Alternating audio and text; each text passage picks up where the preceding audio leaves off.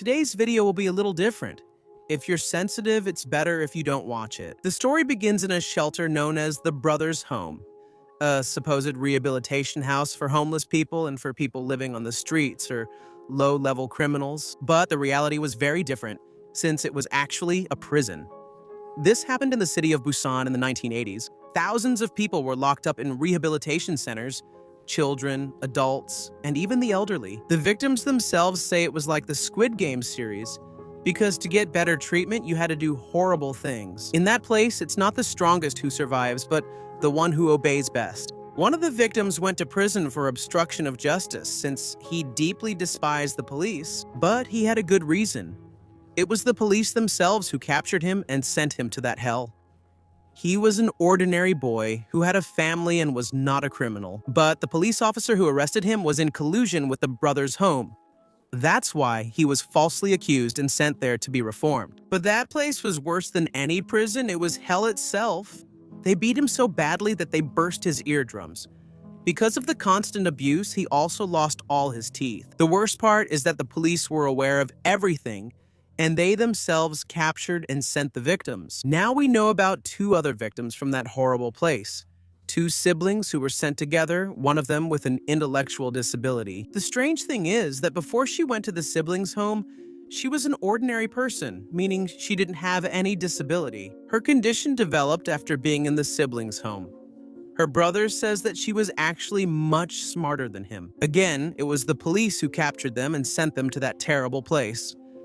On their first day, the newcomers were stripped naked and made to sleep in a cold room. They were told that if they obeyed, they would be allowed to leave the next day, but at night, things got much worse. The people in charge of the place would enter the children's room and sexually abuse them. One of the victims says that being a child, it left him very hurt. But the next night, the person in charge came back supposedly to heal his wounds, but in the end, he ended up abusing him again. Not all the children went through the same thing, but unfortunately, most of them did. More victims claim to have been kidnapped. Some victims even say they were snatched from the arms of their family members. The police and the people in charge of the center had the mission to collect the homeless. If they saw a child alone, they would also put them on the truck. Most of the victims were boys and girls.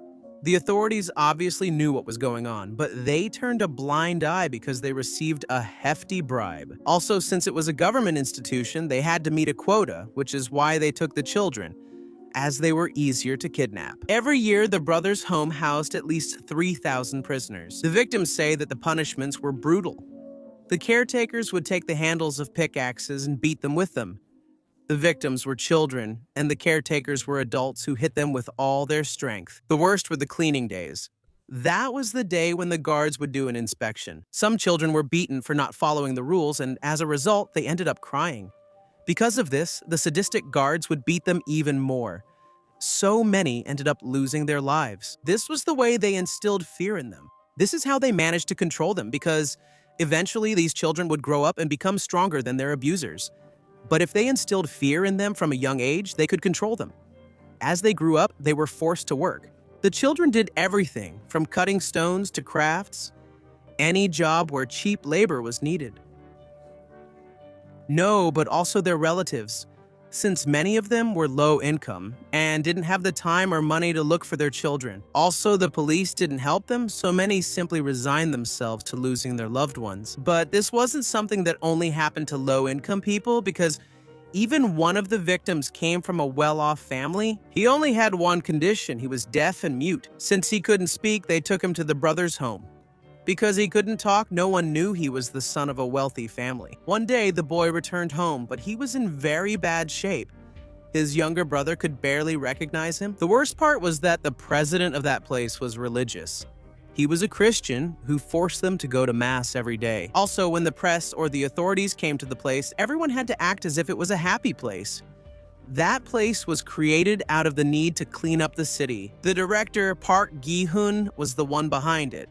He created this place with the idea of reforming vagrants and petty criminals. Also, since the Olympic Games were approaching, the city wanted to give a good impression. They wanted to make the world believe that Korea was a developed city. That's why the government gave him the permission and all the support he needed. His intentions seemed good at first, but the place they built was too big. There weren't enough homeless people to fill that place. Instead of accepting their failure, they decided to fill the place. Innocent children and any defenseless person they found on the street. So that the rest of the population would believe the place was working, they used violence as a weapon of control. That way, no one disobeyed, and they did everything they were told to avoid escapes. They cut off any communication between them. Brothers who arrived together were separated, and if they tried to talk, they were brutally punished to instill more fear. They made everyone pay for the actions of one. That is, if any of them committed an offense among themselves, then the whole ward was punished. This way, they made sure everyone betrayed each other and that their own companions would punish the offender. That's how one of the victims ended up with a disability. Since she didn't want to be separated from her brother, they gave her a drug to keep her under control, but they gave it to her in large amounts. That way, they kept her controlled, but they also destroyed her mind. Likewise, she has the intellectual capacity of a child, meaning she never grew up. Her mind remained trapped in that hell. Her brother blames himself for it since he was afraid and didn't give her the hope she was looking for. Another victim mentions that the children were violent, but not because of just one person, but several caretakers. They would select the most docile children and those who looked better. They would throw parties where they forced the children to have relations with each other while the caretakers watched them. Because of the terror the children felt, they weren't able to say no. The mastermind behind all of this was the worst of them all, a mastermind behind the image of an upright and moral man. But for the poor victims, he was the worst of all the monsters. He gave them the worst beatings. And the worst part is that he did it in the name of God. He told them it was for their own good, a sadist who enjoyed the pain of others. Was it his idea to use fear to control them? If anyone tried to escape, they were beaten to death. And the worst part is that it was something common. It is estimated that there were at least 657 fatal victims. It is estimated that there were 657 victims. And it is estimated that there were fewer victims in the images. And Gi-hun's car. And they don't have insurance. Pero si alguna quisiera huir, podría hacerlo. But they don't do it because they're paralyzed by fear. But the director made sure not to leave any loose ends fatal victims. For example, if they managed to escape or were picked up by a family member, those in charge had the mission to find them and then beat them to death. With the authorities on their side, no one could do anything if they wanted to report what was happening. It was completely useless. In the women's ward, things were just as horrible. Every night, the guards would choose a girl at random to spend the night with her. To make it more pleasant, they would give them cookies or some other sweet. As the girls grew up, they were called by the person in charge, meaning when they reached a certain age. The abuse of them. Many became pregnant and were forced to have abortions, but others were not so lucky. One of the victims gave birth to a child, but since it was the result of abuse, she gave the baby up for adoption, something she regrets to this day. Many might think it was something that didn't last long, but in reality, that hell went on for more than 12 years. There was a lot of money behind this project, which is why President Park Gi-hun did everything possible to keep his spots. If the problem continued, he could keep it going. The government gave him money for each number, meaning that each person received an amount from the government. It was supposed to cover their basic needs, food, education, clothing, and also a payment for the forced labor they did. But in the brothers' home, they didn't give them any of that. The children didn't receive an education, and the food they were given was made from other people's leftovers. Their clothes had to last for years, and they were also exploited in hard labor to make even more money. During all that time, the director and his family amassed a great fortune. That's why they were determined to never let the business end, because it was literally their gold mine for getting good publicity. The president lived with his family in the same place, but their realities were completely different. His family despised them. They were just as bad as Park Gi-hun. One day, a prosecutor went hunting in the mountains and a villager told him about the prisoners in the brothers' home. Since that seemed very strange to him, he started investigating. The press also covered the case, so the truth gradually came to light. This caused a big commotion. Seeing the public's interest, the authorities felt obligated to investigate further. So they launched a surprise raid and discovered a safe in the president's office. Inside, there was more than 2 billion won in cash. This was a lucrative business. The shelter operated for more than 12 years, and President Park received over 20 billion won in subsidies. Obviously, he had to keep the shelter full to receive that amount. When the culprits were arrested, the victims were released, or at least that's what they thought. Many no longer had families to return to, and since they didn't get a chance, they weren't ready to go back to society. So, unfortunately, they did the only thing they knew. Many became thugs. Other victims worked by selling their bodies, since it was the only thing they had known since they were locked up. Some, not seeing a clear way out, took their own lives. Victim 2,970 didn't make it, but his brother did. He had suffered the same thing as him, but his brother never found out until, unfortunately, he took his own life. The memories of his horrible past haunted him constantly. In the end, the pain was too much and his only way out was death. Because of that, victim 2,970 decided not to try to take his own life again, at least not before getting justice first. He says that one day, when he went out into the street, he saw President Park Gi-hun. He was free. When he saw that he hadn't even spent 3 years in prison, he wanted to take justice into his own hands, but the wretch managed to escape. The director had a lot of power. Even though he had been caught, he still enjoyed a certain influence. Also, his accomplices didn't want to be discovered, so they did everything possible so that he would only be charged with embezzlement and receive a lighter sentence of just 2 years and 6 months in prison. Director Park never paid for his crimes. He managed to die of old age in 2016. The worst part of all was that he never apologized.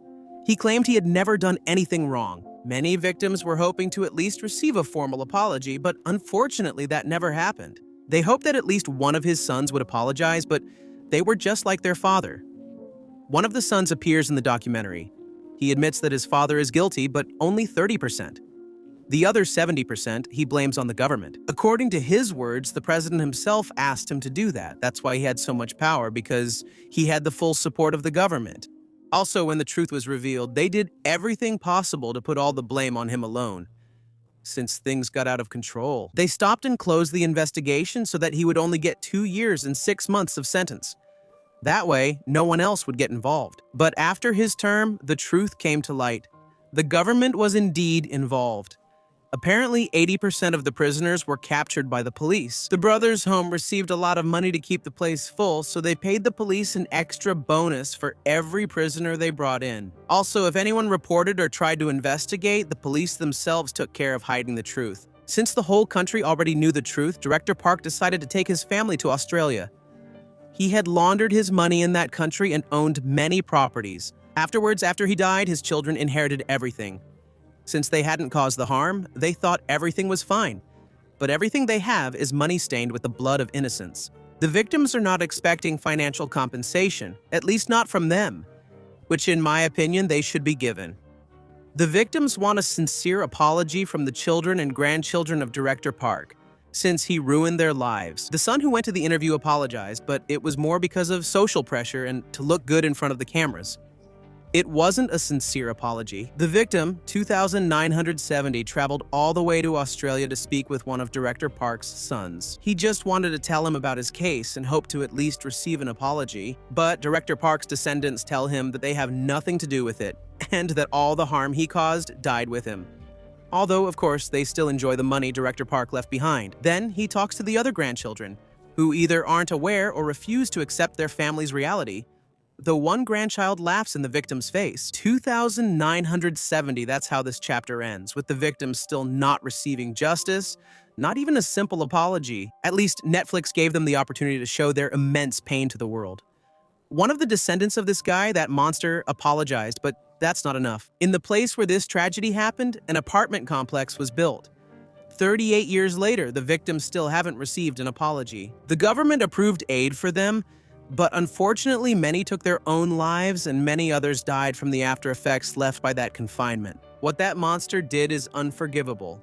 The police are also to blame. And all the authorities who were aware of all those abuses and then, cynically, tried to hide the truth.